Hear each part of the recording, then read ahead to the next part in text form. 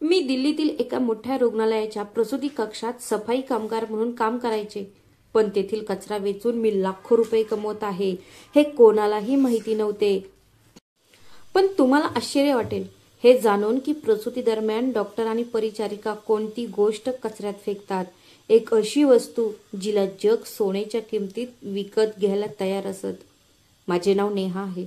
लहानपणापासून मी गरिबी आणि कष्टाशिवाय काहीही पाहिले नाही. माझे वडील एक रोजंदारी कामगार होते जे आयुष्यभर कष्ट करत राहिले, पण तरीही ते आम्हाला 2 वेळचे जेवण सुद्धा पूर्णपणे खाऊ घालू शकले नाहीत.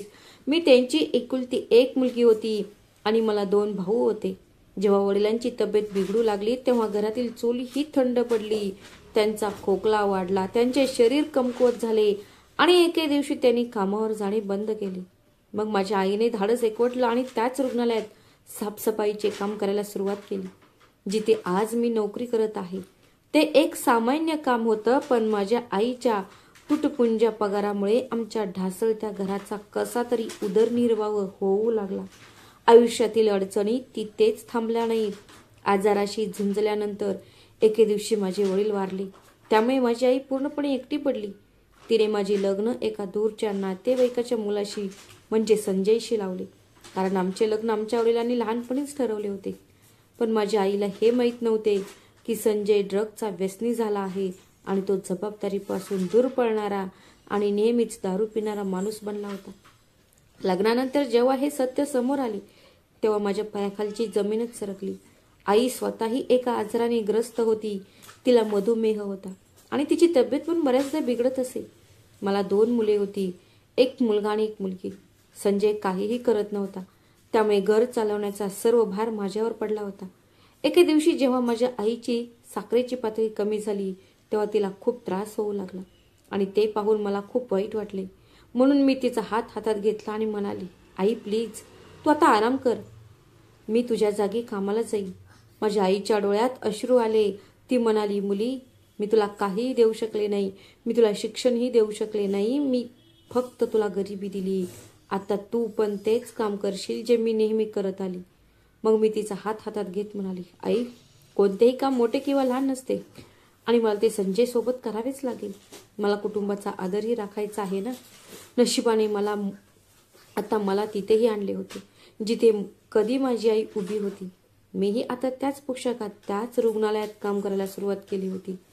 माझ्या आईने तिच्या प्रामाणिकपणा आणि कठोर परिश्रमाने रुग्णालयात चांगली प्रतिष्ठा मिळवली होती, ज्याचा मला खूप फायदा झाला. माझ्या नवऱ्याचे व्यसन, आईची महागडी औषधे आणि मुलांचा वाढता खर्च यामुळे माझी अवस्था खूप वाईट होत होती. महिन्याच्या पहिल्या 10 दिवसातच माझा पगार संपत होता.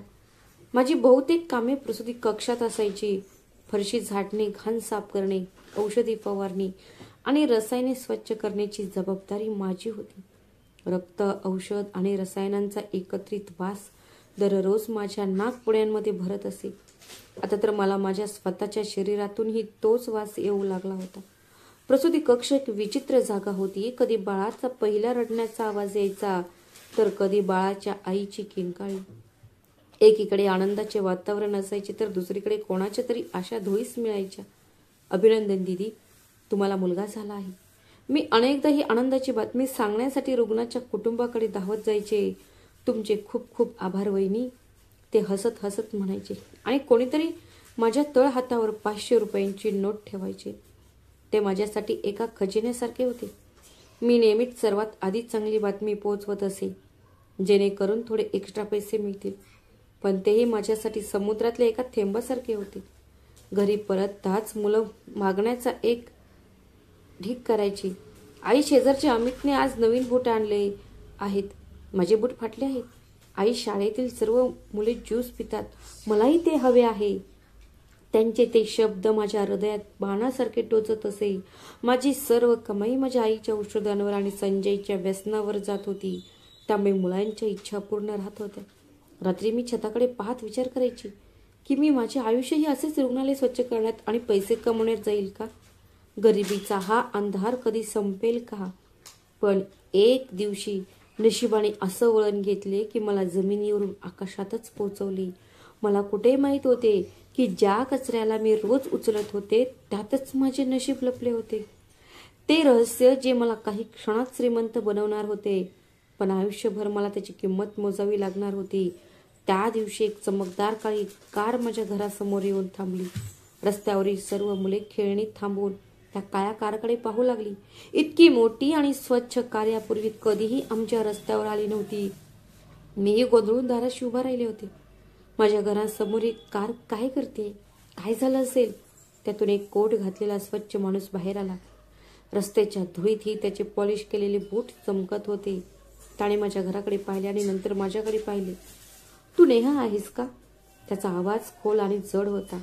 मी घाबरून म्हणाले, हो मी नेहा आहे. तुमचं काही काम आहे का? तो म्हणाला, तू दिल्लीतील त्या मोठ्या रुग्णालयात प्रसूती कक्षात सफाई कामगार म्हणून काम करतेस का? माझे हृदय धडधडू लागले. त्याला माझे कामाचे ठिकाण कसे कळले? मी हळूच हो म्हणून मान हलवली. हो. काही समस्या झाली आहे का? मला काळजी वाटत होती की रुग्णालयातून तर काही तक्रार नसेल ना. पण तो हसला आणि म्हणाला, नाही काही समस्या नाही. खरं तर तुमच्यात सर्व समस्या आता संपणार आहेत. मला धक्का बसला. जर रुग्णालयाचे काही काम असतं तर मला तिथेच बोलवले असते. घरी येण्याची काय गरज होती? मी त्यांच्याकडे संशयाने पाहिले. मग तो म्हणाला, मी आत येऊ का? मला तुला खूप महत्त्वाचं काहीतरी सांगायचं आहे. मी संकोचून म्हणाले, ठीक आहे आत या. माझे छोटेसे घर आणि तुटलेल्या भिंती त्याच्या महागड्या कपड्यांसमोर लाजलेले दिसत होते. तो बसला तेव्हा जुन्या खुर्चीचा आवाज आला. मी धाडस करून म्हणाले, हे बघा मी अनोळखी लोकांशी बोलत नाही, पण तुम्ही माझ्या हॉस्पिटलचा उल्लेख केला म्हणून बोलते. तुम्ही तिथे 5 वर्षांपासून काम करत आहे आणि त्याआधी माझी आई तिथे 15 वर्ष करत होती. हे ऐकून त्याच्या डोळ्यात एक चमक आली. तो म्हणाला, तर तुम्हाला हॉस्पिटलच्या आतील गोष्टींबद्दल विशेषतः लेबर रूममधील सर्व काही माहीत आहे? मी म्हणाले, हो मला माहिती आहे, पण तिथे सगळे प्रामाणिकपणे काम करतात. तिथे काहीही चुकीचं होत नाही. मग तो थोडासा पुढे वाकत म्हणाला, हां आणि तुम्हाला त्यांच्या याच प्रामाणिकपणाचा थोडा फायदा घ्यायचा आहे आणि त्यामुळे तुम्हाला एवढा पैसा मिळेल की तुम्ही त्याची कधी कल्पनाही केली नसेल. मी आश्चर्याने विचारले, काय फायदा? तो हसला आणि म्हणाला, तुम्हाला रोज तिथला कचरा उचलावा लागतो ना. त्याच कचऱ्यात असे काहीतरी आहे जे तुम्हाला काही दिवसातच करोडपती बनवू शकते. त्याचे हे वाक्य ऐकून असे वाटले की कोणीतरी माझ्या डोक्यावर हातोड्याने मारले आहे. करोडपती आणि तेही कचऱ्यातून. क्षणभर मला वाटलं की हा माणूस वेडा आहे किंवा माझी चेष्टा करत आहे. साहेब तुम्ही काय माझ्या गरिबीची थट्टा करायला आला आहात का? मी अचानक कठोरपणे उत्तर दिले, मी सहमत आहे की तुम्ही लोक श्रीमंत आहात आणि आम्ही कचरा वेचणारी गरीब आहोत, पण आम्हाला आमचे आयुष्य सुखाने जगू द्या आणि तुम्ही इथून निघून जा. माझ्या बोलण्यावर रागवण्याऐवजी तो किंचित हसला आणि म्हणाला, नेहा मी तुला जे सांगणार आहे ते कदाचित तुझ्या हॉस्पिटलमधील वरिष्ठ डॉक्टरांनाही माहीत नसेल. कारण हे भारत आहे आणि इथल्या लोकांना हे कळत नाही की बाळंतपणानंतर स्त्रियांमधील एक अशी मौल्यवान वस्तू फेकून देतात ज्याच्यापासून आपण हजारो नाही तर लाखो रुपये कमवू शकतो. त्याच्या बोलण्यातच असे काहीतरी होते ज्यामुळे माझा राग कुतूहलात बदलला. काय? कसली मौल्यवान वस्तू? ते मी तुला सांगतो. त्याने खिशातून एक दुमडलेली स्लिप बाहेर काढली. उद्यापासून जेव्हा जेव्हा डिलिव्हरी असेल तेव्हा ती वस्तू कचऱ्यातून बाहेर काढून वेगळ्या बागेत ठेवणे. बरं ठीक आहे मी ठेवेन, मी अतिर्थीने म्हटले, पण ती गोष्ट नक्की काय आहे ते तरी मला सांगा. त्याने ती स्लिप माझ्याकडे दिली. याच्यात सर्व काही लिहिले आहे, ते तू काळजीपूर्वक वाच. तुमचे काम उद्यापासूनच सुरू होईल. मी तुम्हाला वैयक्तिकरित्या संपर्क करेन. असे म्हणून तो उठला आणि बाहेर पडला. मी फक्त त्याला जाताना पाहत राहिले. क्षणात त्याची काळी गाडी गल्लीच्या कोपऱ्याजवळून गायब झाली. मग मी थरथरत्या हाताने ती स्लिप उघडली. त्यावर फक्त एकच शब्द लिहिलेला होता, एक असा वैद्यकीय शब्द जो मी फक्त कधी कधी नर्सच्या तोंडून ऐकला होता, पण मला त्याचा अर्थ कळत नव्हता. मी हा शब्द वारंवार वाचला. मला समजत नव्हते की इतकी क्षुल्लक गोष्ट इतकी मौल्यवान कशी असू शकते, जी डॉक्टर आणि परिचारिका वापरलेल्या कापूस आणि पट्ट्यांसह फेकून देतात. माझं मन म्हणत होते की ही एक फसवणूक आहे, पण मेंदूला असे वाटत होते की जर त्याच्या बोलण्यात थोडंसंही तथ्य असेल तर ते माझे आणि माझ्या मुलांचे जीवन पूर्णपणे बदलू शकते. त्या एका शब्दाने माझ्या आत लोभ आणि भीतीची लढाई पेटवली, ज्याचा निर्णय दुसऱ्या दिवशी मला हॉस्पिटलच्या लेबर रूममध्ये घ्यायचा होता. त्या रात्री मला झोपच लागली नाही. मी बेडवर उलथापालथ करत राहिले. स्लीपवरील शब्द माझ्या मनात पुन्हा पुन्हा घुमत राहिले.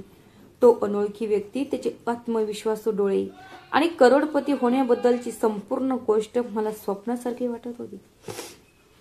एक असे स्वप्न जे भयानक आणि सुंदर दोन्ही होते. एकीकडे माझी भीती जी हे काम करण्यापासून मला थांबवत होती आणि दुसरीकडे मला माझ्या घराची अवस्था, माझ्या मुलांचे भुकेले चेहरे आणि माझ्या आईचा आजार मला त्या मार्गावर ढकलत होते. मी उठले आणि कोपऱ्यात झोपलेल्या माझ्या निरागस मुलांकडे पाहिले. चंद्राचा हलका प्रकाश त्यांच्या निष्पाप चेहऱ्यावर पडत होता. त्यांचे फाटलेले कपडे आणि नाजूक शरीर पाहून मला वेदना झाल्या. नाही, मी तुमचं आयुष्य असं उद्ध्वस्त होऊ देणार नाही. मी स्वतःशीच कुरकुर केली. जर माझ्या नशिबाचे सोने त्या कचऱ्यात लपलेले असेल तर मी ते नक्की काढेन. या विचाराने माझ्यातील भीती नाहीशी झाल्यासारखी वाटली आणि त्याच्या जागी धैर्य आणि बेफिकिरीची एक विचित्र भावना निर्माण झाली. दुसऱ्या दिवशी सकाळी मी हॉस्पिटलसाठी तयार होत असताना माझे हृदय नेहमीपेक्षा जास्त वेगाने धडधडत होते. मी माझ्या कामाच्या बॅगेत एक अतिरिक्त स्वच्छ बॅग ठेवली. माझे हात थरथरत होते, पण माझा निश्चय पक्का होता. जेव्हा मी हॉस्पिटलमध्ये पोहोचले तेव्हा तिथे सगळं जसेच्या तसेच होतं. तेच कॉरिडॉर, तेच लोक, तोच वास, पण आज मला सगळं वेगळं वाटत होतं. आज मला प्रत्येक चेहरा माझ्याकडे संशयाने पाहत असल्याचे जाणवत होते. नेहा, आज तू खूप शांत दिसतेस, तुला बरं वाटत नाही का? कविता दीदीने जवळून जाताना विचारली. ती हॉस्पिटलची सर्वात जुनी आणि कडक नर्स होती. मला पूर्णपणे धक्का बसला. हो दीदी, मी ठीक आहे. काल रात्री मला झोप लागली नाही. बरं, ठीक आहे, चला कामावर लक्ष केंद्रित करूया. आज सकाळी सकाळी 3 प्रसूती केसेस झाल्या आहेत. लेबर रूम पूर्णपणे स्वच्छ झाले पाहिजे. तिने आदेश दिला आणि पुढे निघाली. तिचे शब्द ऐकून माझे हृदय जलद गतीने धडधडत होते. 3 केस म्हणजे 3 संधी.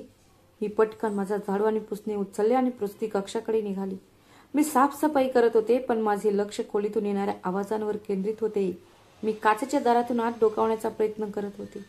वेळ हळूहळू जात होता आणि माझी चिंता वाढत होती. मग तो क्षण आला. पहिली प्रसूती पूर्ण झाली. परिचारिकांनी बाळाला स्वच्छ केले, वॉर्मरमध्ये ठेवले. नंतर मी कुटुंबाला आनंदाची बातमी सांगितली.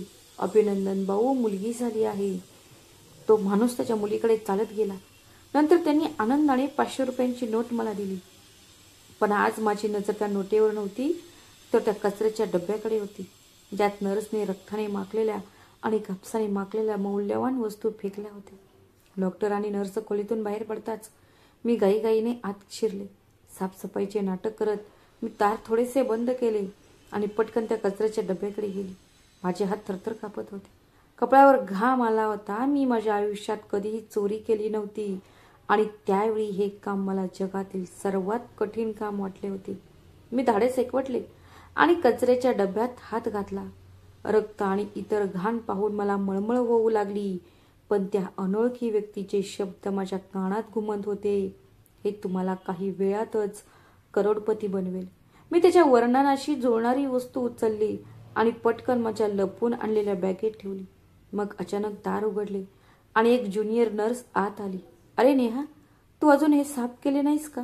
लवकर कर, आपल्याला दुसरा पेशंट आणायचा आहे. मी जवळजवळ सापडलेच होते. मी पटकन ती बॅग बादलीखाली लपवली. हो सिस्टर, मी 5 मिनिटात सगळं साफ करेन, मी एक घाबरून म्हणाले. ती गेल्यानंतर मला हायसे वाटले. हे प्रकरण पकडण्याच्या अगदी जवळ आले होते. संध्याकाळपर्यंत मी अशा प्रकारे गुप्तपणे आणि भीतीने आणखी 2 बॅगा गोळा केल्या होत्या. जेव्हा निघण्याची वेळ आली तेव्हा मी त्या बॅगा माझ्या मोठ्या बॅगमध्ये लपवल्या आणि मी हॉस्पिटलच्या मागच्या गेटकडे निघाली. तो गेट जो क्वचितच वापरला जात होता. तिथे गेल्यावर मी त्या माणसाने दिलेल्या नंबरवर फोन केला. मी मागच्या गेटवर आली आहे, मी घाबरत म्हणाले. माझे हृदय धडधडत होते. मी 5 मिनिटात तिथे पोहोचतो. दुसऱ्या बाजूने आवाज आला. मग 5 मिनिटांनी अंधारातून तीच काळी कार बाहेर आली. तो माणूस गाडीतून उतरला आणि नंतर माझ्याकडे वळला. एकही शब्द न बोलता मी त्याला बॅग दिली. त्याने बॅग मागच्या सीटवर फेकली आणि खिशातून नोटांचा जाड बंडल बाहेर काढला आणि माझ्या हातात दिले. हे घे, हे तुझ्या आजच्या कष्टाचे पैसे आहेत, तो हसत म्हणाला. मी थरथरत्या हाताने नोटा धरल्या. मी माझ्या आयुष्यात इतके पैसे, ते पण एकाच वेळी, कधीच पाहिले नव्हते. त्या 2000 रुपयांच्या नोटा होत्या. कदाचित 10 पेक्षा जास्त, माझ्या संपूर्ण महिन्याच्या पगाराच्या 10 पट. इतके पैसे पाहून माझ्या तोंडून आपोआपच निघाले, धन्यवाद साहेब. मी तुम्हाला सांगितले होते ना की हा कचरा नाहीये तर सोने आहे, तो हसून म्हणाला. नंतर गाडीत चढला आणि वेगाने निघून गेला. मी तिथेच उभा राहून नोटांकडे पाहत होते. माझ्या डोळ्यात अश्रू आले. पहिले जिथे भीती, अपराधीपणा आणि लाजेची भावना होती, तिथे आता लोभ आणि त्या पैशाने मला वेढले होते. आता मला त्या क्षणी माझी भुकेलेली मुले, माझी आजारी आई आणि एक उज्ज्वल भविष्य दिसू लागले. मी तेव्हाच ठरवले की मी हे दररोज करेन. आता हॉस्पिटलपासून घरापर्यंतचा प्रवास असा होता की जणू मी हवेतून उडून जात आहे. हातात धरलेला नोटांचा बंडल आता मला कागदाच्या तुकड्यांसारखा वाटत नव्हता.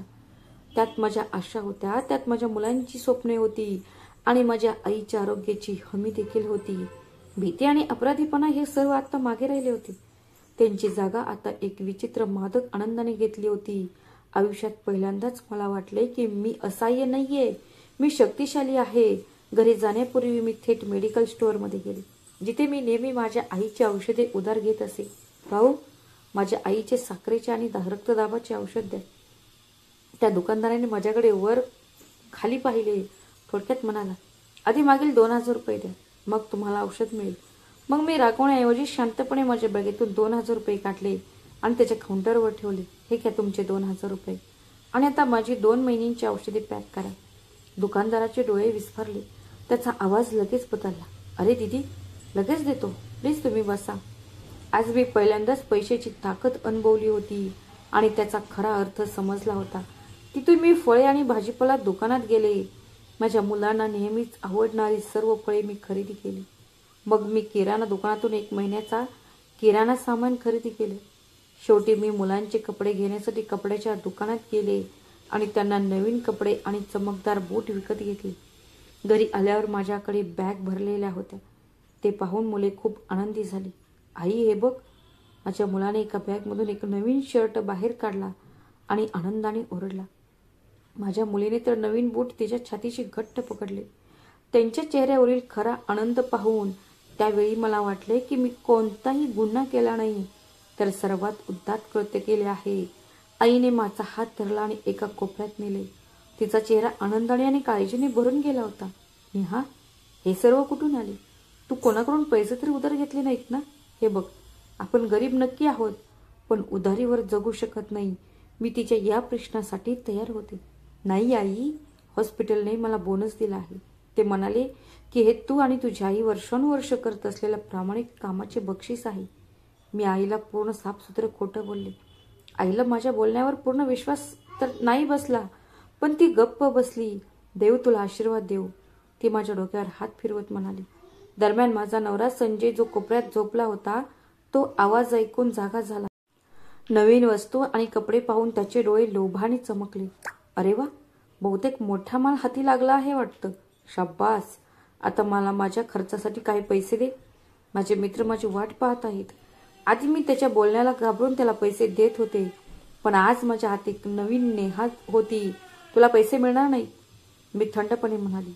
हे पैसे मुलांच्या कपड्यांसाठी आणि आईच्या औषधांसाठी आहेत, तुझ्या व्यसनासाठी नाहीत.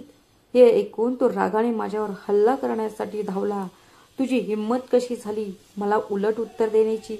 हिंमत धैर्य आणि पैशातून येतं संजय, त्याच्या डोळ्यात बघत मी त्याला म्हणाले आणि 500 रुपयांची नोट त्याच्याकडे टाकली.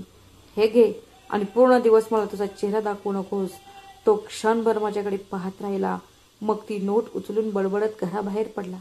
आज मी फक्त पैसेच कमावले नव्हते, तर माझा गमावलेला सन्मान आणि आत्मविश्वासही परत मिळाला होता. त्या दिवसापासून हे माझे रोजचेच काम बनले. मी दररोज रुग्णालयात जात असे, पण आता उद्देश फक्त स्वच्छता करणेच नव्हता, तर एक दुसराही होता. मी आता प्रसूती कक्षाच्या बाहेर शिकारीसारखी उभी राहत होती. माझ्या शिकारीची वाट पाहत पहिल्या दिवसाची भीती आता सवय झाली होती. खोलीतून कधी प्रवेश करायचा, नर्सच्या नजरेतून कसे बाहेर पडायचे आणि नीटनेटके कसे काम करायचे हे मला माहीत झाले होते. ती कचरा पेटी आता मला घाणेरडी वाटत नव्हती. ते आता माझ्यासाठी एक खजिना बनले होते. दररोज संध्याकाळी मी मागच्या सीटवर काळ्या गाडीतील त्या माणसाला भेटायची. त्याला बॅग देत होती आणि तो मला नोटांचं बंडल देत असे. मग आम्ही दोघे काही न बोलता निघून जायचो.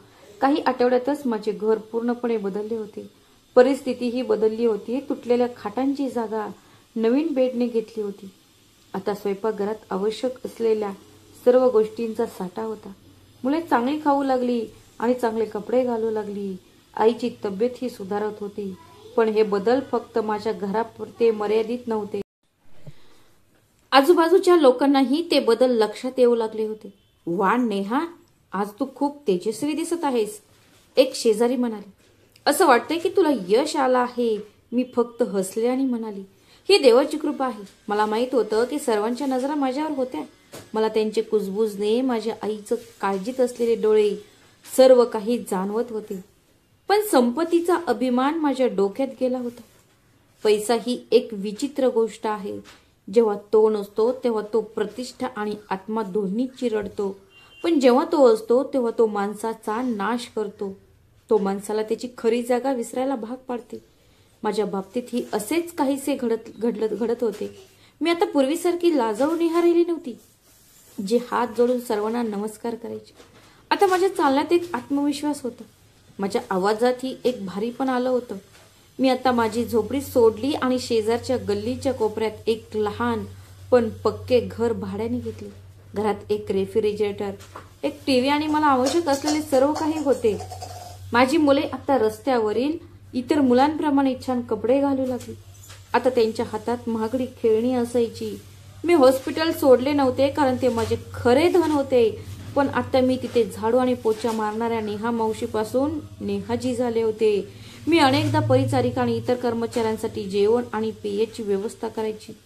कधी कधी मी एखाद्याला थोडे पैसे देऊन मदतही करायचे. माझ्या या वृत्तीने सर्वांना आश्चर्य वाटायचे. पण कोणीही मला थेट विचारण्याची हिंमत केली नाही, "नेहाजी, तुम्ही दिवसेंदिवस श्रीमंत होत चालला आहात. तुमच्याकडे काय जादू आहे का? का असा कोणता खजिना हाती लागला आहे, तो तरी सांगा." एके दिवशी चहा पित असताना एका वॉर्ड बॉयने माझ्याशी विनोद करत म्हटले. मी हसून उत्तर दिले, "जर तुम्ही कठोर परिश्रम केले तर देव तुम्हाला नक्की फळ देतो. तुम्हीही कठोर परिश्रम करा, तुम्हाला ते मिळेल." पण आतून मी नेहमीच एका अज्ञात भीतीत जगत होते. रात्री थोड्याशा आवाजाने मी जागी व्हायचे. हॉस्पिटलमध्ये कोणीही माझ्याकडे टक लावून पाहिले नाही तर माझे हृदय धडधडत असे. मला नेहमीच असे वाटायचे की कोणीतरी माझा पाठलाग करत आहे. जणू भिंतींनाही कान आहेत आणि ते माझे रहस्य ऐकत आहे. माझा लोभ मला दररोज या आगीत ढकलत होता, पण माझा विवेक मला प्रत्येक क्षणी अडवत होता. एके दिवशी नेहमीप्रमाणे मी प्रसूती कक्षाची साफसफाई करत असताना मुख्य परिचारिका मिस डिसोजा अचानक आत आल्या. ती खूप कडक आणि तत्वनिष्ठ महिला होती. ती आल्यावर सगळे कर्मचारी घाबरायचे. "नेहा, हा कचरा कुंडी अजूनही भरलेला आहे का?" तिने कठोरपणे विचारले. "तुला माहिती आहे ना की यामुळे संसर्ग पसरू शकतो?" त्यावेळी त्या कचरा कुंडीत माझे स्वप्न पण पडले होते. माझे रक्त जसे गोठलेच होते. "हो मॅडम, मी ते उचलणारच होते. दुसरा रुग्ण वाईट स्थितीत होता म्हणून मी तिथे मदत करायला गेली होती," मी घाईघाईने म्हणाले. तिने माझ्याकडे आणि नंतर कचऱ्याच्या डब्याकडे संशयाने पाहिले. "तू आजकाल तुझे लक्ष कामापेक्षा इकडे तिकडे देऊ लागली आहेस. लक्षात असू दे, हे हॉस्पिटल आहे, तुझं घर नाही. इथली छोटीशी चूक ही कुणाचा जीव घेऊ शकते." असं म्हणत ती खोलीतून निघून गेली. ती गेल्यानंतर मी एक दीर्घ श्वास घेतला. माझे पाय थरथरत होते. हा मी आजपर्यंत पाहिलेला सर्वात मोठा धोका होता. त्या वाक्याने मला आणखीनच बळकटी दिली. त्यामुळे मला काळजीपूर्वक पाऊल उचलावे लागले. हे लक्षात आले, पण माझा लोभ मात्र काही कमी झाला नव्हता. पैशाने घरातील वातावरणही बदलले होते. माझा नवरा संजय आता माझ्याशी भांडत नव्हता किंवा माझ्यावर हात उचलत नव्हता, कारण त्याला माहीत होते की त्याची दारू आणि अय्याशी माझ्या पैशांवर अवलंबून आहे. तो कोल्ह्यासारखा माझ्या पाठीमागे फिरत असायचा. एके दिवशी तो आला आणि म्हणाला, "नेहा, आज माझ्या मित्रांसोबत पार्टीची योजना आहे. मला 1,000 रुपयाची गरज आहे." मी टीव्ही स्क्रीनवरून लक्ष न हटवता म्हणाले, "पार्टी? कशाचा आनंद आहे म्हणून करणार आहेस? असं तू काय काम केलंस?" "अगं माझ्या प्रिये, तू जे काही कमवतेस ते माझंच तर आहे ना. आता त्यावर माझा पण काही हक्क आहे ना." तो बिनलाजेसारखा म्हणाला. मी त्याच्याकडे रागाने पाहिले आणि म्हणाले, "तुझा त्यावर काहीच हक्क नाही. हे माझ्या मेहनतीचं फळ आहे." मग मी विचार केला की याच्याशी वाद घालणे निरर्थक आहे. मग मी माझ्या पर्समधून काही नोट्स काढल्या आणि त्याच्याकडे फेकल्या आणि म्हणाले, माझ्याशी पुन्हा असं बोलू नकोस. ते पैसे उचल आणि शांतपणे निघून जा. घरात सत्तेचे संतुलन आता पूर्णपणे बदललेले होते. पण माझी आई या बदलामुळे खुश नव्हती. ती अनेकदा माझ्याकडे काळजी आणि दुःखाने पाहत असे. एके रात्री मुले झोपल्यानंतर ती माझ्या शेजारी येऊन बसली. मुली, मला खरं सांग, काय चाललंय? एवढे सगळे पैसे कुठून येत आहेत? मला बोनसची गोष्ट पचत नाहीये. मला भीती वाटते की तू चुकीच्या मार्गावर तर गेली नाहीस ना? मी तिच्या डोळ्यात पाहू शकत नव्हते. आई, तू अनावश्यक काळजी करत आहेस. सगळं ठीक आहे. तू फक्त तुझ्या आरोग्याची काळजी घे आणि आनंदी राहा. आपण खूप गरिबी पाहिली आहे. आता चांगले दिवस आले आहेत. त्याची कदर करा. मुली, चुकीच्या पैशांसह येणारे चांगले दिवस कधीच शांती आणत नाहीत. आईच्या डोळ्यात अश्रू आले. मला तुझ्या डोळ्यात पूर्वीसारखी निरागसता दिसत नाही. मला भीती दिसते. मला सांग याआधी की खूप उशीर होईल. मी काही न बोलता माझ्या खोलीत गेले. माझ्या आईच्या अश्रूंनी माझे हृदय खूप दुखावले गेले. पण आता परतीचा मार्ग बंद झाला होता. मी त्या दलदलीत माने इतकी खोलवर गेले होते जिथून मी आता बाहेर पडू शकत नव्हते. मी काही महिन्यातच श्रीमंत झाले होते. माझ्याकडे ते सर्व होते जे मी कधीही स्वप्नातही पाहिले नव्हते. मी माझे भाड्याचे घर सोडले आणि माझं स्वतःचं एक छोटंसं घर विकत घेतलं होतं. झोपडीतली माझे जीवन आता फक्त आठवणींसारखे राहिले होते. पण तरीही मी ते काम सोडले नव्हते. माझा लोक मला दररोज त्याच हॉस्पिटलच्या प्रसूती कक्षात ओढून नेत असे. मी अजूनही तेच जुने साधे कपडे घालत होते, जेणेकरून कोणाला काहीही संशय येऊ नये. मी रात्रंदिवस साफसफाई करत असे आणि जेव्हा जेव्हा मला माझी ती उपयुक्त वस्तू भेटायची तिला मी माझ्या बागेत लपवायचे आणि संध्याकाळी त्या काळ्या गाडीवाल्याला देत होती. तो माणूस माझा मदतनीस पण होता आणि माझा सर्वात मोठा भीतीदायक पण माणूस होता. या सर्व महिन्यात आम्ही कामाशिवाय इतर कशाबद्दलही बोललो नव्हतो. पण एका संध्याकाळी जेव्हा मी त्याला बॅग दिली आणि त्याने मला पैसे दिले तेव्हा मी धाडस करून त्याला विचारले, साहेब, मी तुम्हाला काही विचारू शकते का? त्याने माझ्याकडे पाहिले आणि म्हणाला, हा विचार. तुम्ही या कचऱ्याचे काय करता? ते इतके मौल्यवान का आहे? तो क्षणभर गप्प राहिला, मग हसला आणि म्हणाला, तुला पैशात रस आहे की तपशिलांमध्ये? अधिक माहिती गोळा करण्याचा प्रयत्न करू नका. फक्त हे समजून घ्या की ही वस्तू दुसऱ्या देशात पाठवली जाते जिथे लोक त्याची चांगली किंमत देतात. पण का?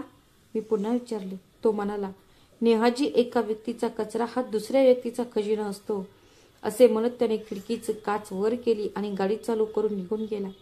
त्याच्या या उत्तराने माझ्या मनात अनेक प्रश्न सोडले. मी जितकी या कामात अडकत गेले तितकी माझी भीती आणि चिंता वाढत गेली. रुग्णालयात परिस्थिती बदलत होती. आता सगळेच म्हणत होते की मी अचानक इतकी श्रीमंत कशी झाली. डॉक्टर आणि नर्स आता अनेकदा मला थांबवून त्याबद्दल विचारत असे. सर्वात महत्त्वाचं म्हणजे सिस्टर कविता, ज्यांचे डोळे नेहमीच माझ्यावर असायचे. ती मला बऱ्याचदा प्रसूती कक्षाच्या आसपास फिरताना पकडत होती. नेहा, तुझी ड्युटी तर सकाळच्या शिफ्टमध्येच संपते. मग तू यावेळी इथे काय करत आहेस? एक दुपारी तिने मला हॉलमध्येच थांबवले. मी घरीच जात होते, पण मी विचार केला की काही काम राहिले तर नाही ना. मी घाबरून म्हणाले. ती हसली आणि मला टोमणा मारत म्हणाली, नेहा, तू आजकाल खूप काम करतेस. इतकी ती तुझी झोपडी आता राजवाडा बनली आहे. आम्हालाही कधीतरी दाखव. तिच्या स्वरात लपलेल्या संशयाने माझ्या मनात धोक्याची घंटा वाजवली. मी विषय बदलण्याचा प्रयत्न केला. दीदी, देव ज्याला आशीर्वाद देतो त्याला तो उदारतेने देतो. माझ्यासारख्या गरीब माणसालाही आशीर्वाद मिळाला आहे. यात काय विचित्र आहे? तिने टक लावून पाहिले. विचित्र गोष्ट म्हणजे नेहा, देवाचे आशीर्वाद फक्त प्रसूती कक्षातील कचरा कुंडीवर का असतो? हे ऐकून माझ्या पायाखालची जमीन सरकली. त्यांना काही कळलं आहे का? त्यांनी मला पाहिलं होतं का? मी उत्तर न देता निघून गेले. पहिल्यांदाच मला वाटलं की माझा खेळ संपणार आहे. मी घरी पोहोचल्यावर मी पाहिले की माझी आई पूजेच्या चटईवर बसली होती. तिच्या डोळ्यातून अश्रू वाहत होते. मला पाहून तिने हात जोडून देवाला प्रार्थना केली, हे देवा, जर माझी मुलगी चुकीच्या मार्गाने गेली असेल, जर हे पैसे वाईट मार्गातून येत असतील, तर कृपया तिला बुद्धी द्या किंवा तिला या दलदलीतून बाहेर काढ. तिचे हे शब्द माझ्या हृदयात बाणांसारखे घुसले. आई, तू काय म्हणत आहेस? तुझ्याच मुलीबद्दल अशा गोष्टी मी ओरडले.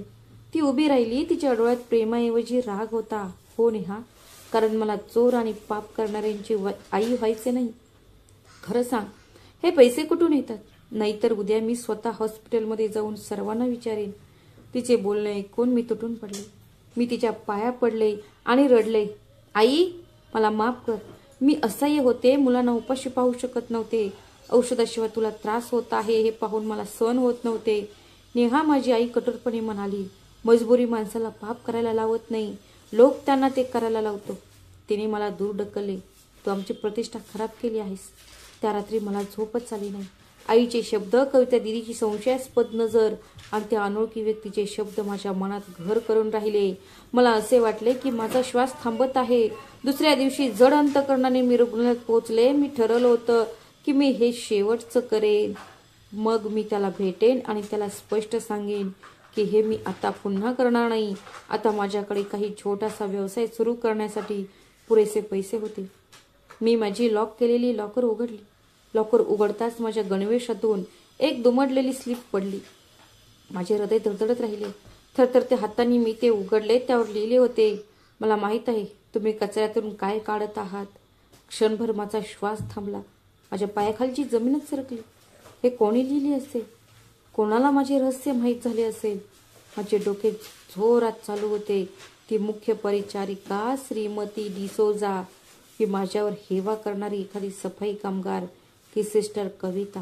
हो, ती असू शकते. तिचे संशयास्पद डोळे आणि इतर तपशील आठवताच माझे हृदय पिळवटून गेले.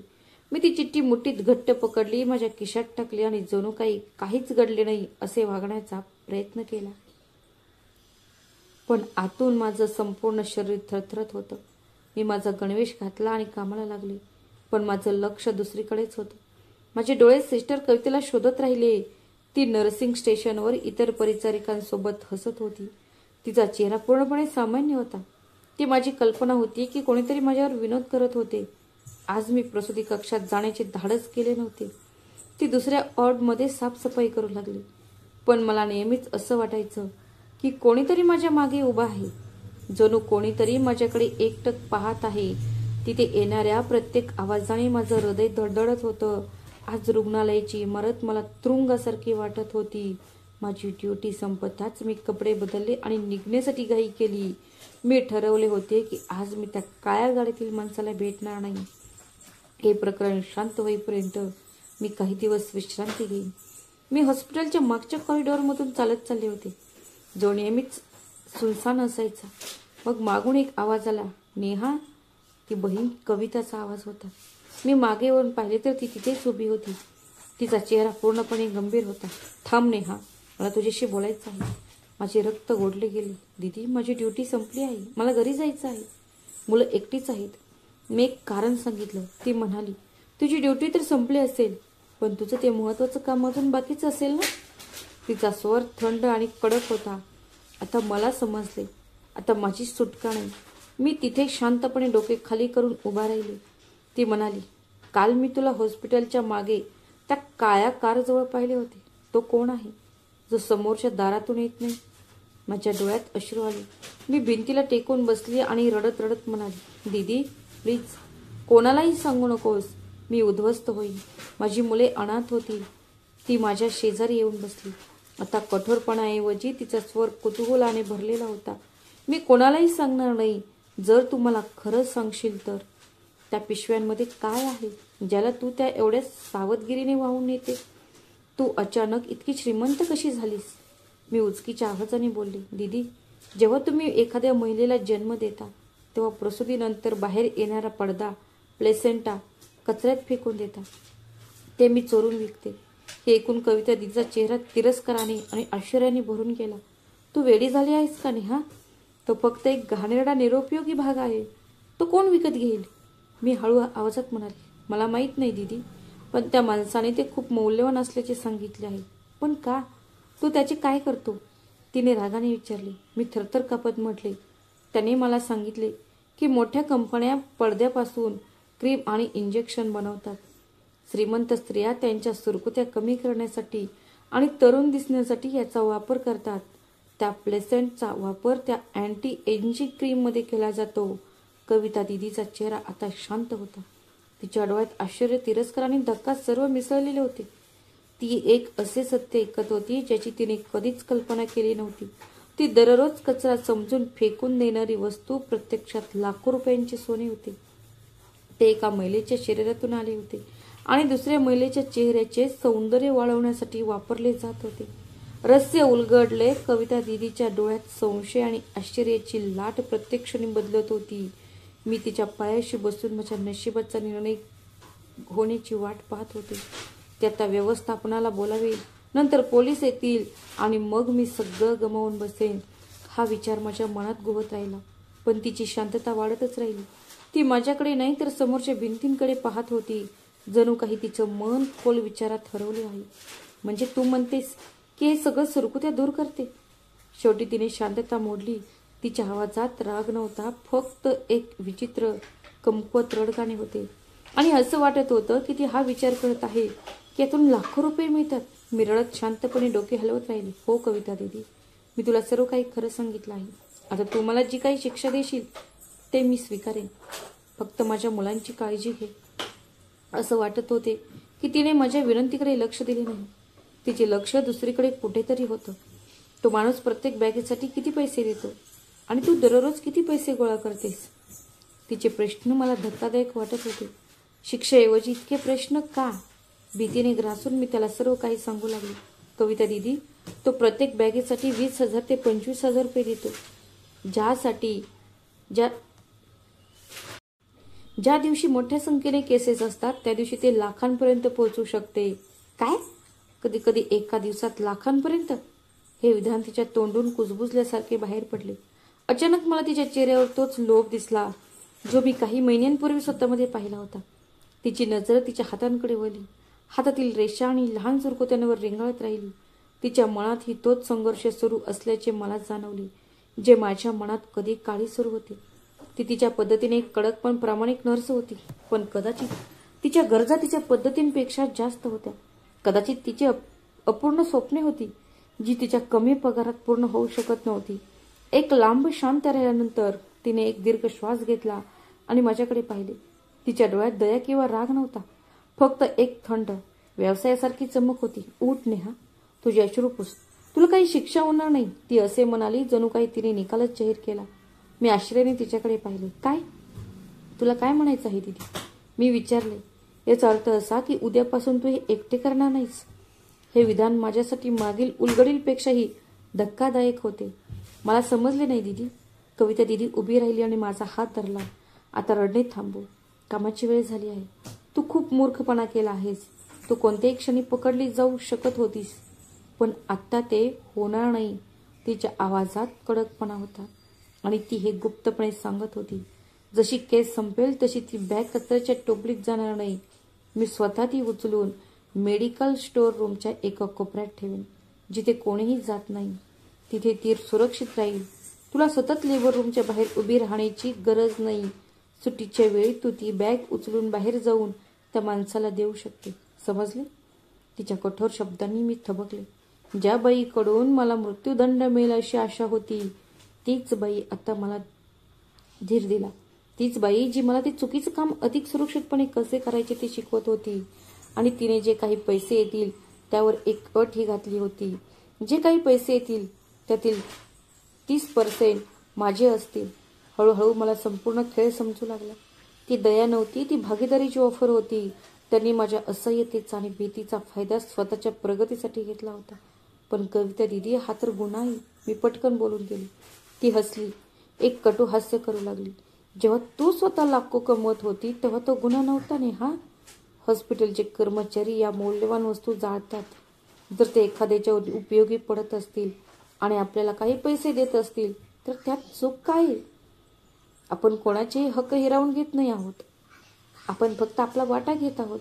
माझ्याकडे नकार देण्याचा कोणताही मार्ग नव्हता.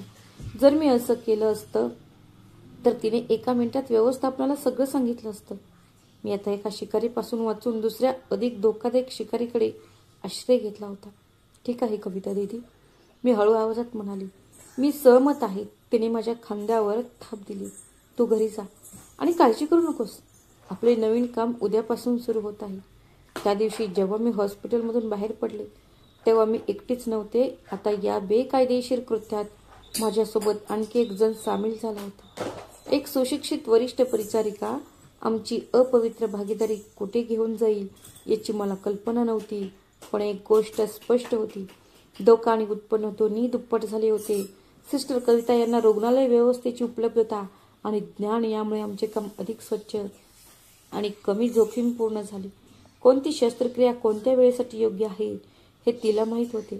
तिला हे देखील माहीत होतं की कोणता कॉरिडॉर कधी रिकामा असतो, कोणत्या डॉक्टरची ड्युटी कधी बदलते आणि कोणत्या स्टोअर रूमच्या चाव्या कुठे लटकवलेल्या असतात. आता मला दिवसभर प्रसूती कक्षाच्या बाहेर थांबावे लागणार नव्हते. कविता दिदी स्वतः सामान सुरक्षित ठिकाणी पोहोचवत असे आणि मी सुट्टीवर असताना ते उचलून घेऊन जात असे. पैसे पाहण्यासारखे वाद होते. जिथे मी दिवसाला 500 रुपये कमवत असे ते मी आता कधी कधी 1 ते 1.5 लाखांपर्यंत जात होते.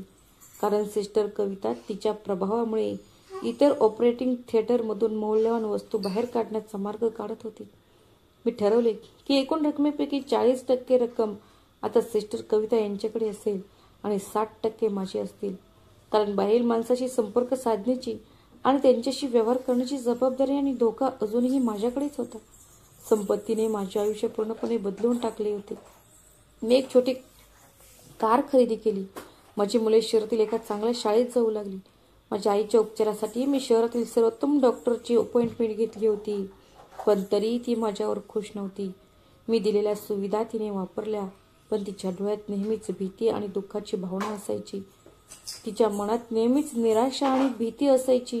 नेहा बाळा, हे किती काळ चालेल? ती मला नेहमी विचारायची. ज्या गोष्टीचा पाया कमकुवत असतो ती जास्त काळ टिकत नाही. आई, तू काळजी करू नकोस, मी सगळं सांभाळेन. मी तिला नेहमीच टाळायचे. दरम्यान कविता दिदीच्या आयुष्यातही मोठे बदल होत होते. तिने तिची जुनी मोटरसायकल विकून एक छोटी कार खरेदी केली होती. आता तिने ब्रँडेड कपडे घालायला सुरुवात केली आणि महागडी पर्स देखील वापरू लागली. हॉस्पिटलमधील सर्वांनाच तिच्या अचानक झालेला बदल लक्षात आला. असे वाटत होते की जणू काही कविता दिदीला पण लॉटरी लागली आहे. लोक आता तिच्या मागे बोलू लागले होते. आता आम्ही अजून मित्र झालो नव्हतो. आमच्यात फक्त एक व्यावसायिक संबंध होते. आम्ही फक्त कामाच्या वेळेतच बोलायचो, हिसाब करायचो आणि पुढचे पाऊल कसे टाकायचे याचे नियोजन करायचो. लोभाने आम्हा दोघांनाही वेठीस धरले होते. नेहा, तो माणूस आपल्याला खूप कमी पैसे देतो. एके दिवशी कविता मला म्हणाली, ही वस्तू बाहेर लाखोंना विकली जाते पण आपल्याला फक्त काही हजारच मिळतात. आपण एक नवीन खरेदीदार शोधला पाहिजे. नाही दीदी, ते खूप धोकादायक असेल. मी लगेच नकार दिला. आपल्याला जे काही मिळतात ते काही कमी आहे का? जास्त लोभ आपल्यालाच नुकसान पोहोचवेल. माझे शब्द ऐकून ती रागाने म्हणाली, तू नेहमीच घाबरतेस म्हणूनच तू आयुष्यभर हे करत आली आहेस. पैसे कमवण्यासाठी धाडस लागते. मग तो दिवस आला ज्याची मला भीती वाटत होती. रुग्णालय व्यवस्थापनाने सुरक्षा वाढवण्यासाठी प्रत्येक कॉरिडॉरमध्ये, विशेषतः स्टोअर रूममध्ये आणि मागील गेटवर नवीन CCTV कॅमेरे बसवले. ही बातमी आमच्यासाठी बॉम्बस्फोटासारखी होती. दीदी, आपण हे ताबडतोब थांबवले पाहिजे. मी घाबरून कविता दिदीला म्हणाले, हे कॅमेरे आपल्याला पकडतील. आपल्याकडे सन्मानाने जगण्यासाठी पुरेसे पैसे आहेत. मूर्खपणा करू नकोस नेहा. त्यांनी मला धक्काच दिला. पैसा कधीच पुरेसा नसतो आणि मी या कॅमेऱ्यांमधून कसाही मार्ग काढेन. मला त्यांचे ब्लाइंड स्पॉट्स चांगलेच माहीत आहेत, जिथे ते पाहू शकत नाहीत. तू काळजी करू नको. पण मला माहीत होतं की आमचा सापळा घट्ट होत चालला आहे. हा देवाचा इशारा होता जो कविता दिदीला तिच्या लोभापायी समजू शकला नाही. त्याच आठवड्यात एक दिवशी रुग्णालयात प्रसूती केस जास्त होत्या आणि आमच्याकडे भरपूर साहित्य जमा झाले होते. नेहमीच खूप काळजी घेऊन काम करणाऱ्या कविता दिदीने त्या दिवशी लोभ आणि घाईमुळे मोठी चूक केली. तिने त्या सर्व वस्तू वेगवेगळ्या पिशव्यांमध्ये ठेवण्याऐवजी तिने त्या लवकर पूर्ण करण्यासाठी एका मोठ्या वैद्यकीय कचरा पिशवीत ठेवल्या. जेव्हा ती स्टोअर रूममधून भरलेली बॅग घेऊन बाहेर पडत असताना एका ज्युनियर नर्सने त्यांना पाहिले. तिने नमस्कार केला आणि नंतर तिथून निघून गेली. पण तिच्या मनात हा प्रश्न कायम राहिला, सिस्टर कविता एकटीच एवढी मोठी बॅग का घेऊन जात होती? त्या संध्याकाळी जेव्हा मी कारच्या ड्रायव्हरला भेटण्यासाठी मागच्या गेटवर पोहोचले तेव्हा तो खूप घाबरलेला दिसत होता. लवकर कर, इथे आता सुरक्षा खूप कडक आहे. सगळीकडे कॅमेरे आहेत. मला वाटतं हा आपला शेवटचा करार असू शकतो. मला पैसे दिले आणि मग वेगाने निघून गेला. त्याचे शब्द माझ्या हृदयाला भिडले. शेवटचा करार? माझे हृदय मला म्हणाले की तो खरं बोलत आहे. आमचा खेळ संपणार होता. ज्युनियर नर्सने मिस डिसोजाला सगळं सांगितलं होतं की मिसेस डिसोजा माझ्यावर आणि कविता दिदीवर आधीच संशय घेत होत्या. तिने लगेच सावधान झाली. तिने व्यवस्थापनाशी बोलून आदल्या दिवसाचे CCTV फुटेज मिळवले. त्यांच्या डोळ्यासमोर पुरावे होते. फुटेजमध्ये स्पष्टपणे दिसत होते की सिस्टर कविता प्रसूतीनंतर लेबर रूममधून थेट स्टोअर रूममध्ये जात आहे आणि काही वेळाने भरलेली बॅग घेऊन बाहेर येते.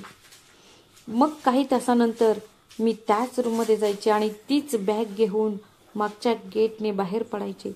दररोज याची पुनरावृत्ती होत असे. आमचा संपूर्ण प्लॅन जो आम्ही सुरक्षित मानला होता तो आता छोट्या पडद्यावरच्या चित्रपटासारखा चालू होता. दुसऱ्या दिवशी मी माझे सामान घेऊन मागच्या गेटकडे निघाले तेव्हा माझे हृदय आधीच धडधडत होते. मी गेटमधून बाहेर पडताच हॉस्पिटलचे 2 सुरक्षा रक्षक आणि मिस्टर डिसोजा यांनी मला घेरले. नेहा, या बॅगेत काय आहे? मिस्टर डिसोजा यांचा आवाज थंड आणि कठोर होता. क्षणभर माझं जगच फिरलं. बॅग माझ्या हातातून पडली आणि त्यातील रक्त आलेला पदार्थ बाहेर सांडलं. गार्डने तिरस्काराने आणि द्वेषाने तोंड फिरवलं. मला कळलं की आता खेळ संपला आहे. मी जमिनीवर कोसळली आणि रडू लागली. सिस्टर कविताला हॉस्पिटल डायरेक्टरच्या ऑफिसमध्ये बोलावण्यात आले. तिने खोटे बोलण्याचा पुरेपूर प्रयत्न केला, पण जेव्हा व्हिडिओ आणि पुरावे सादर केले गेले तेव्हा तिचा सर्व अभिमान आणि आत्मविश्वास चिरडला गेला. तिचे रडणे शब्दांच्या पलीकडचे होते. पोलिसांना पाचारण करण्यात आले. हा घोटाळा शहरात वाऱ्यासारखा पसरला. रुग्णालयाला मोठा धक्का बसला. काळ्या कारमधील त्या माणसाचे कोणतेच चिन्ह नव्हते. त्याला धोका जाणवला आणि तो अशा प्रकारे गायब झाला जणू तो कधीच अस्तित्वात नव्हता. या संपूर्ण संकटातून तो एकमेव वाचला. खटला सुरू झाला. शिक्षित आणि वरिष्ठ परिचारिका असलेल्या कविता दिदीला तिच्या व्यवसायाला कलंकित केल्याबद्दल कठोर शिक्षा झाली. मला तिच्यापेक्षा कमी शिक्षा मिळाली, पण तुरुंगवासी माझ्या नशिबी आला. मी जे काही कमावलं होतं, घर, गाडी, पैसा, ते सगळं जप्त केलं. पुन्हा माझं कुटुंब त्याच झोपडीत परतलं. पण यावेळी त्यांच्या डोक्यावर केवळ गरिबीच नव्हे तर एक बदनामीचा कलंक देखील होता. या धक्क्याने माझी आई आजारी पडली आणि माझ्या मुलांना त्यांच्या आईच्या कृतीचे आणि इतरांच्या टोमण्यांचे परिणाम भोगावे लागले. आज अनेक वर्षानंतर मी तुरुंगातून बसून माझ्या आयुष्याकडे मागे येऊन पाहते. मला माझ्या कृत्यांची लाज वाटते. मला माहीत आहे की मी चोरी केली, मी पाप केले आणि पैशाच्या लोभाने मी आंधळी झाले होते आणि मी याला मान्य करून माझी शिक्षा भोगत आहे. पण नंतर मला माझ्या मुलांचे चेहरे आठवतात, जेव्हा ते पहिल्यांदा नवीन कपडे घालून शाळेत गेले होते. माझ्या आईला वेळेवर औषध मिळाल्यावर मला तिचा समाधानी चेहरा आठवतो. काही असो, मी जे काही केले ते लोभामुळे नव्हते तर जबाबदारी आणि प्रेमामुळे केलं होतं.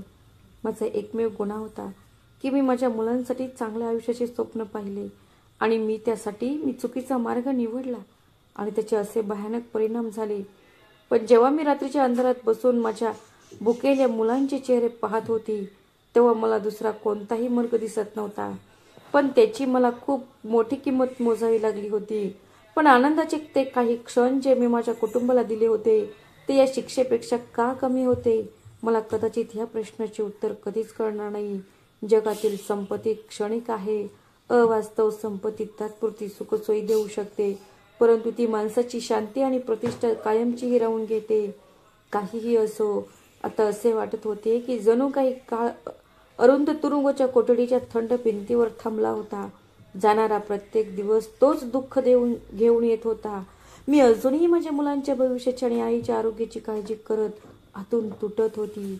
मी जे केले ते गुन्हा होता, पण त्याची मुळे माझ्या हृदयात असलेल्या प्रेमात आणि असह्यतेत होती. मी स्वतःला हा प्रश्न अनेक वेळा विचारला की दुसरा काही मार्ग नव्हता का? मी हार मानली होती का? एका रात्री तुरुंगाच्या ग्रंथालयात काम करत असताना मला एक जुनी डायरी सापडली. ती माझी जुन्या कैदेची होती. पाने पिवळी पडली होती, पण त्यात लिहिलेले शब्द खोल होते. त्या महिलेनेही माझ्यासारखीच चूक केली होती. लोभ आणि घाईने प्रेरित होऊन बेकायदेशीर मार्ग निवडला. पण तिने त्यात हेही लिहिले होते की तुरुंगवासात आल्यानंतर तिने स्वतःला पूर्णपणे बदलले. तिने अभ्यास केला, एक कौशल्य शिकले आणि बाहेर आल्यानंतर प्रामाणिकपणाचे एक नवीन जीवन सुरू केले. तिने लिहिले होते की गुन्हा करणे ही चूक असू शकते, परंतु त्या चुकांमधून काही न शिकणे ही त्यापेक्षाही मोठे पाप आहे. त्या डायरीमधील शब्दांनी माझ्या हृदयात एक नवीन ज्योत पेटवली. मला जाणवले की मी माझी शिक्षा पूर्ण करून बाहेर जाईल, परंतु जर माझे मन बदलले नाही तर मी ते पुन्हा पाप करेन आणि पुन्हा त्याच सापळ्यात अडकेन. मी तुरुंगात उपलब्ध असलेल्या शैक्षणिक कार्यक्रमांमध्ये भाग घेऊ लागली. मी शिवणकाम आणि घरकाम शिकले, जेणेकरून मी बाहेर पडल्यावर सन्माननीय जीवन जगू शकेन. मी माझ्या वरिष्ठ नर्सला कविता दिदीला इथे आल्यावर कधीच पाहिले नव्हते. ऐकले होते की ती तिची शिक्षा भोगत आहे आणि तिचा अभिमान भंग झाला आहे. आता मला तिच्याबद्दल कोणताही राग नव्हता. आता माझा लढा फक्त स्वतःशी आणि माझ्या भूतकाळातील निर्णयांशी होता. बऱ्याच वर्षानंतर जेव्हा मी तुरुंगातून बाहेर आले, तेव्हा बाहेरील जग पूर्वीपेक्षा जास्त कठोर वाटले. माझ्या कपाळावर कैदी असे चिन्ह होते. शहरवासी माझ्याकडे तिरस्काराने पाहत होते. माझे कुटुंब अजूनही त्याच झोपडीत होते. आई खूप म्हातारी आणि कमकुवत झाली होती, पण तिने मला मिठी मारली. आता तू परत आली आहेस नेहा, एवढेच महत्वाचे आहे. तिच्या आवाजात गेल्या काही वर्षांचे दुःख आणि प्रेम होते. माझ्या मुलांच्या डोळ्यात आता खोडकरपणाऐवजी एक विचित्र भाव होता, पण त्यांनी माझ्याकडे आशेने पाहिले. मी लगेचच शिवणकाम आणि भरतकाम सारखी छोटी कामे सुरू केली. काम लहान होते, कमाई कमी होती, पण ते समाधानकारक होते. आता मी माझ्या कमाईच्या भीतीने झोपत नव्हते, तर आदराची झोपत होती.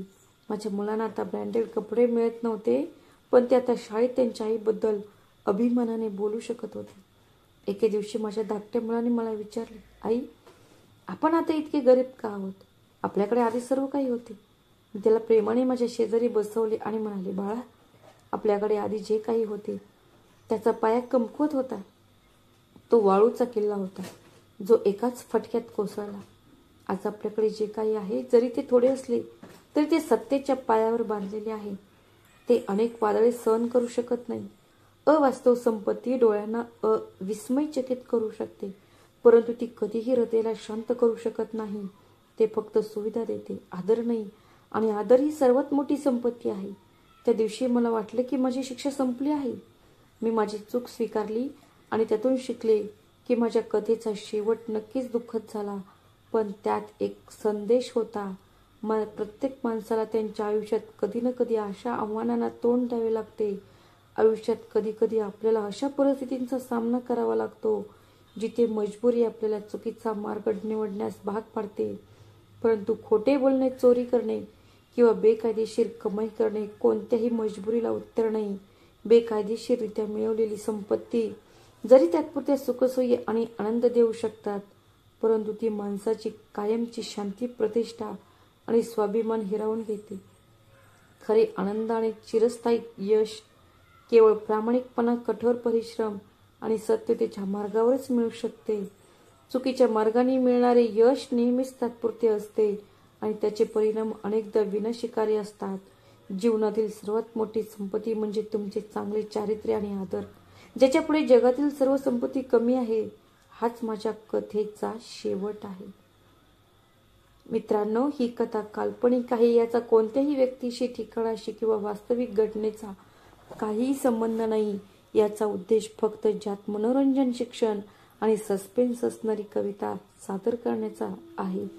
तर मित्रांनो, आजची आमची कथा तुम्हाला कशी वाटली ते कमेंट करून नक्की सांगा आणि अशाच कथा ऐकण्यासाठी आमच्या चॅनलला सबस्क्राईब करा आणि प्लीज आपली ही कथा लाईक करा आणि तिचा प्रचार करा. धन्यवाद. श्री स्वामी समर्थ.